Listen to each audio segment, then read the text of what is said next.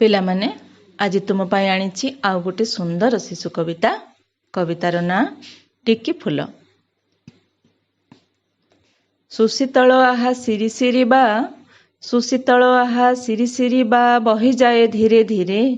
School ଛୁଟି ପରେ କୁନି ମୁନି ଦୁହେଁ ପଶିଲେ ବଗିଚା ପରେ। ଆହା କି ସୁନ୍ଦର ଡଉଲ ଡାଉଲ ଫୁଟି ଅଛି କେତେ ଫୁଲ।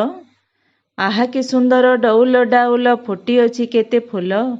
ଗୋଟି ଗୋଟି କରି ଛିଣ୍ଡାଇ ଫୋପାଡ଼ି ହେଉଥିଲେ କେତେ ଗେଲ।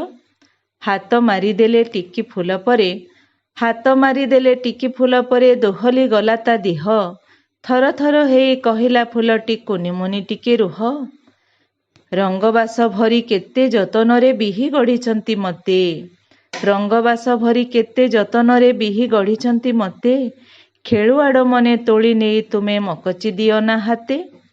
ଠାକୁରଙ୍କୁ ଯଦି ପୂଜିବାକୁ ଚାହଁ, ଠାକୁରଙ୍କୁ ଯଦି ପୂଜିବାକୁ ଚାହଁ ଗୋଟିଏ ଫୁଲରେ ତୋଷ। ସାରା ବଗିଚାକୁ ଉଜାଡ଼ି ଦେଇକି ଶୋଭା କର ନାହିଁ ନାଶ।